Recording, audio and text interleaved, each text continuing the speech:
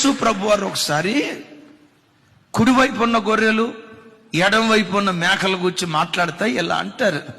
కుడివైపున ఉన్న గొర్రెలను చూసి అంటారు, నా తండ్రి చేత ఆశీర్వదించబడిన వారలారా, భూమి పుట్టినది మొదలుకొని మీ కొరకు సిద్ధపరచబడిన పరలోక రాజ్యాన్ని మీరు స్వతంత్రించుకోండి అంటాడు. అయ్యా, మేము పరలోక రాజ్యాన్ని స్వతంత్రించుకోవడానికి మేమేం చేశాం?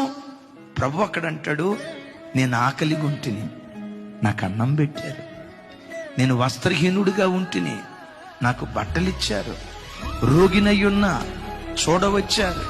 చెరసాలలో ఉన్నా నన్ను పరిశీలించడానికి వచ్చారు. వీళ్ళంటారు, అయ్యా ఏమన్నారు? ఇంకోసారి చెప్పండి.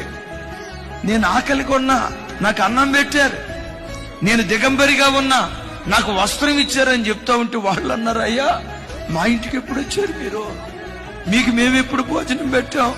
నువ్వు మా ఇంటికి వచ్చావన్న సంగతి మాకు ముందుగా తెలిస్తే ఎన్ని వెరైటీలు చేసేవాళ్ళమో కదా యేసయ్యా.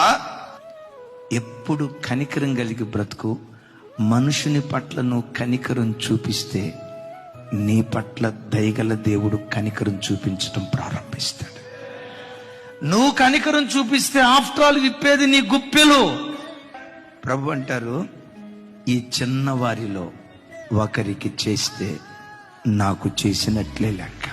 దేవుడు కనికరం చూపిస్తే ఆకాశపు వాకిలి విప్పి దీవించడం ప్రారంభిస్తాడు. Praise the lord.